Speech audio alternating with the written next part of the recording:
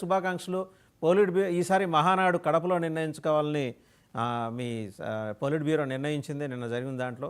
So Jaganmohan రెడ్డికి గట్టిగా check పెట్టడానికి మీరు చాలా బలంగా అక్కడ దిగబోతున్నారు.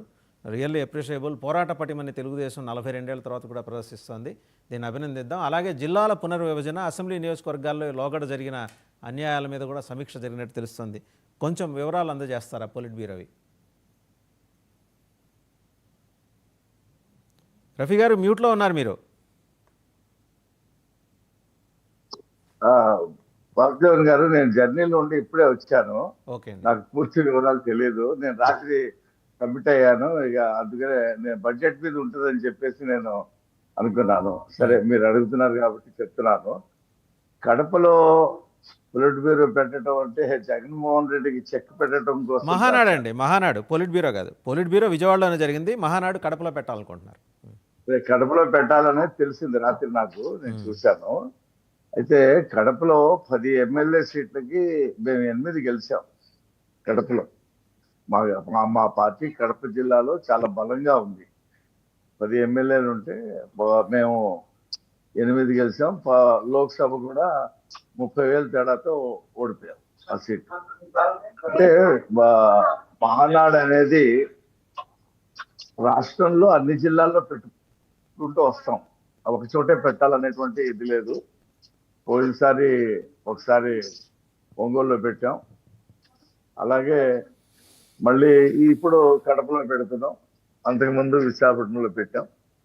కాబట్టి దాంట్లో ప్రత్యేకించి టార్గెట్ చేయటం అనేది ఉండదు వాసుదేవన్ గారు. జనరల్ గా అన్ని జిల్లాలు సమానంగా చూసి పార్టీని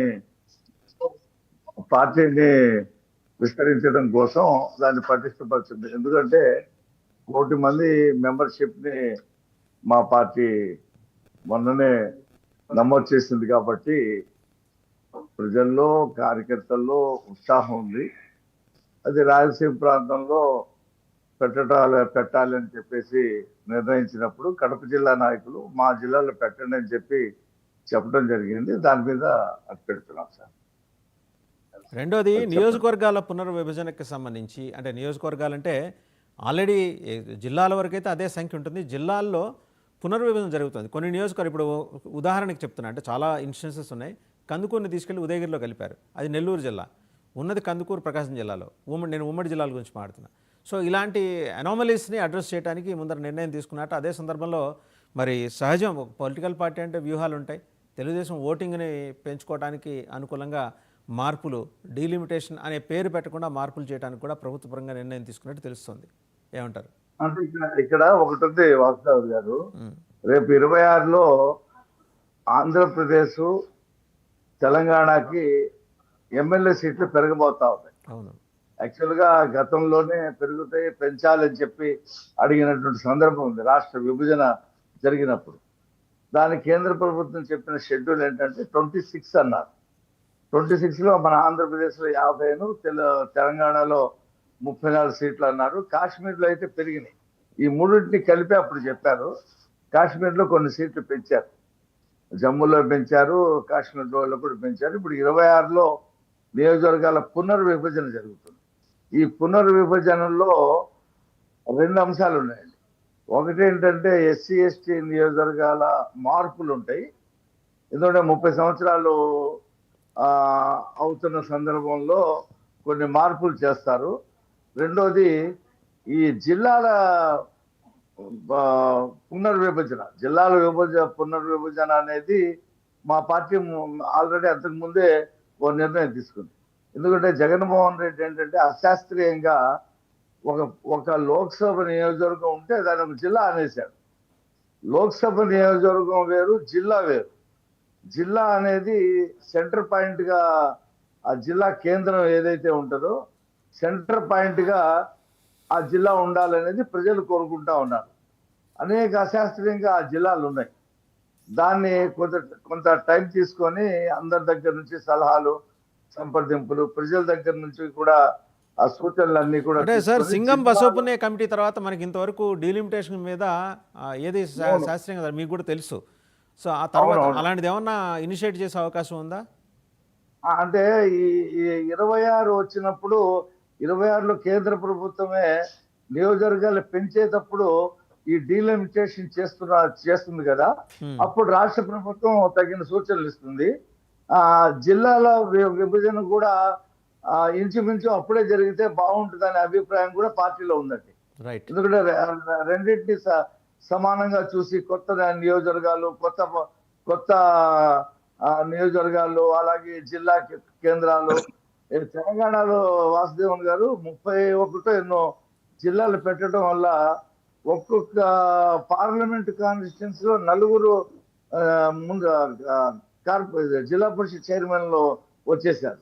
దాంతో ఎంపీ ఏ జిల్లా పరిషత్ చైర్మన్ కి అడ్రస్ చేయాలో అసలు ఏంటో గందరగోళంగా మారింది. ఈ తెలంగాణలో 30 ఉన్నదే చిన్న రాష్ట్రం, అది అంతకుముందు 10 జిల్లాల రాష్ట్రం, దాన్ని 31 ఎన్నో చేశాడు, 33 ఎన్నో చేశాడు. అది చాలా అశాస్త్రీయంగా ఉందని రేవంత్ రెడ్డి గారు కూడా ఒకసారి చెప్తుంటే నేను విన్నాను. అందుకని ఇక్కడ కూడా పార్లమెంటు నియోజకవర్గాల ప్రాతిపదికన కాకుండా ప్రజలకు అవసరమైనటువంటి, ఇప్పుడు మా పక్కన చూడండి పెనమలూరు ఆనుకొని ఉంటుంది మాకు. ఆ పెనమలూరు హెడ్ క్వార్టర్స్ మచిలీపట్నం, అదే విజయవాడలో ఒక పార్ట్ అది. అలాగా చాలా సమస్యలు రాష్ట్ర వ్యాప్తంగా ఉన్నాయి. అలాగే మార్కాపురం సంబంధించి కూడా సమస్య ఉంది. చంద్రబాబు నాయుడు గారు అక్కడ వెళ్ళి అడ్రస్ చేసినప్పుడు మార్కాపురాన్ని మీకు నేను అది సరి చేస్తా అని చెప్పేసి చెప్పడం జరిగింది. ఇవన్నీ కూడా ఉన్నాయి. అన్నిటి కూడా సబ్ కమిటీలు వేయటము, ఆ సూచనలు తీసుకోవటము. అది జగన్మోహన్ రెడ్డి కూడా చాలా మంది మంత్రులు, ఇప్పుడు నేను చదివాను, ఆయన ముఖ్యమంత్రిగా ఉన్నప్పుడు ఈ జిల్లాల పునర్విభజన చేస్తున్నప్పుడు ఇలా కావాలి అలా కావాలంటే ఆయన ఏమి పట్టించుకోకుండా ఆ 25 పార్లమెంటు నియోజకవర్గాలు, లోక్సభ నియోజకవర్గాలు ఏవైతే ఉన్నాయో అయ్యే జిల్లాలని ప్రకటించాడు. ఆ ట్రైబల్ జిల్లాలకు మాత్రమే 1-2 చోట్ల ఆ మార్పులు చేశాడు. ఆ మిగతాయి అతను ఏమీ పట్టించుకోలేదు. రైట్ రఫీ గారు, మళ్ళీ మీ దగ్గరకు వస్తే ఒకసారి జగదీష్ గారి దగ్గరికి వెళ్తాం. జగదీష్ గారు, పోలిట్ బ్యూరో చాలా కీలకమైన నిర్ణయమే తీసుకుంది. అంటే జిల్లాల పునర్విభజనకి సంబంధించి కావచ్చు, అలాగే ఇంకా బీసీలకి, మైనారిటీకి, ఎస్సీ ఎస్టీ బీసీ మైనారిటీలకి నామినేటెడ్ పోస్టుల్లో ఎక్కువ ప్రాధాన్యం ఇద్దామని వాళ్ళకి ఆల్రెడీ క్యూబ్స్ అనే ఒక ఫార్ములా పెట్టుకున్నారు. క్లస్టర్స్, యూనిట్స్, ఇంకా ఒక 4 సెగ్మెంట్లు పెట్టుకుని ఆ 4 సెగ్మెంట్స్లో కూడా మెంబర్స్ అయిన వాళ్ళకే నామినేటెడ్ పోస్టులు ఇవ్వాలని చెప్పేసి శాస్త్రీయంగా వెళ్దామని చంద్రబాబు గారు నిర్ణయం తీసుకున్నారు. మరోపక్క రేషనల్గా ఆలోచించారు లోకేష్ గారు. ఏమని 3 దఫాలు ఒక పదవి నిర్వహించిన వాళ్ళు దాన్ని ఆ తర్వాత గ్యాప్ తీసుకోవటమో లేకపోతే అంతకన్నా పెద్ద పదవిలోకి వెళ్ళటమో, అధ్యక్షుడిని మాత్రం మినహాయించి మనం ఏదైనా ఒక వస్తువు కొంటే కింద కండిషన్ సప్లై స్టార్ మార్క్ వేసి చిన్న అక్షరాల్లో ఉంటుంది. అలాగే అధ్యక్షుడిని